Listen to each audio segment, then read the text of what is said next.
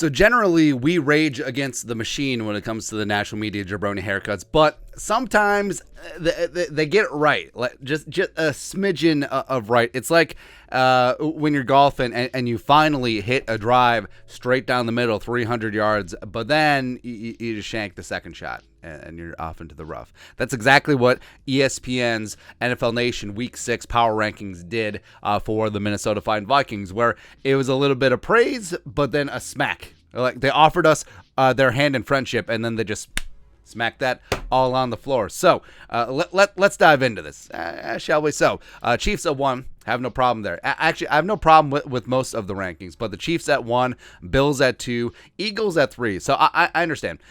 Some rankings just file teams by record, which is basically just standings, but who would win on neutral field, the Chiefs or the Eagles? I would take the Chiefs, especially after Monday night. Come on, man. Like when the Raiders were up 17-0, did anyone in the world, including Raiders fans, think that Vegas was actually going to win? Please. Plus, Daddy took the Chiefs and the money line when they were down minus 17. Woo!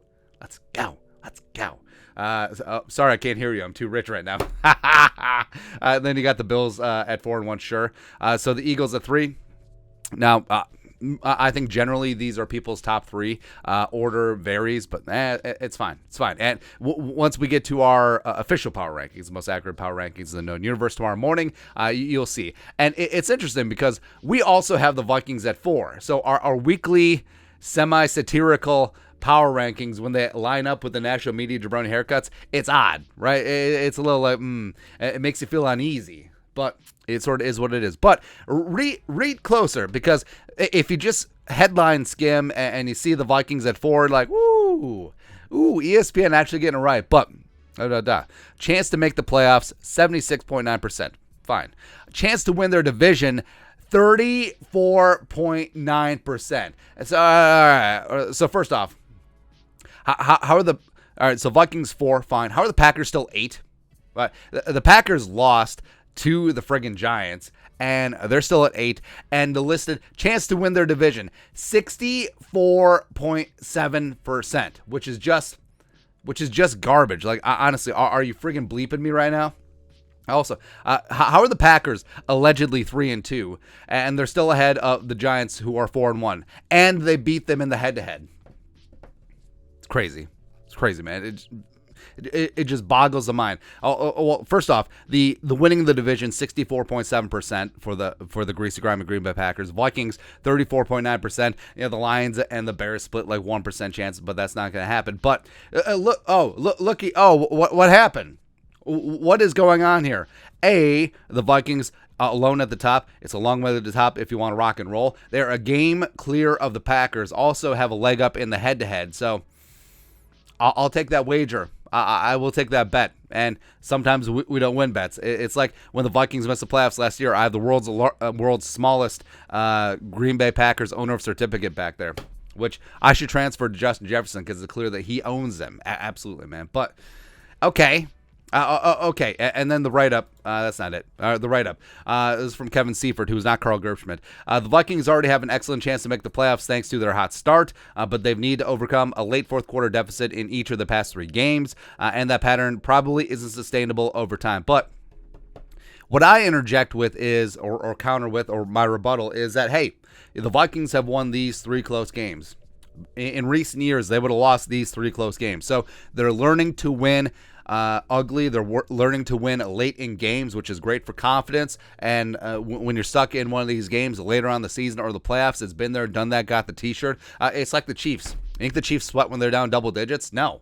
And the Vikings are learning on the job. A brand new offense, brand new defense, brand new special teams. And the fact that they're still 4-1, it's a minor miracle, yes, but this team is only going to get better and better and better as time goes along. It's like reheating chili. Like chili is fantastic at the start, don't get me wrong, but after that thing sits in the fridge and everything tightens up and everything reduces, and then you just get more and more concentrated flavor that you savor. That's right.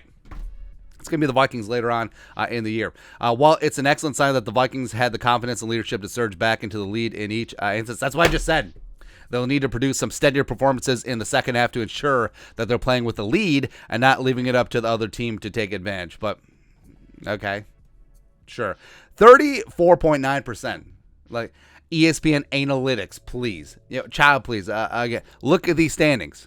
Look at these standings. I understand that the Packers have a favorable schedule rest of the way, but the Vikings kind of do too, right? So you're down in Miami. Is Tua going to play? Is Teddy going to play? Is it going to be Skylar Thompson? Tyreek Hill and Terron Armstead are dinged up. Same thing with Xavier Howard. Vikings could easily be 5-1. Also, someone pointed out on Vikings Reddit that the Cardinals play the Vikings 2 days after the new Call of Duty Modern Warfare comes out. So Kyler's going to be preoccupied. And then you got the commies. They're falling apart. I don't even know if Ron Rivera makes week 9. You got Carson Wentz just being Carson Wentz all over the place. You got the Bills game. You're going to shock the world. And then 5 out of 6 at home. Yes, the Cowboys. Yes, the Patriots. Yes, the Jets. Yes, the Colts. Yes, the Giants. Could be kind of tough, but they're all at home. Straight cash home games. Right. They're at the Lions, at the Packers, at the Bears. Don't care. I mean, the Vikings could realistically have this division sewed up by week 17, so the final 2 weeks don't really matter. So, woosah. So I understand that sometimes that the greasy, grimy Green Bay Packers, like they're in the back of the minds. It's almost like they're paying off some of these national media jabroni haircuts outlets, but it's okay.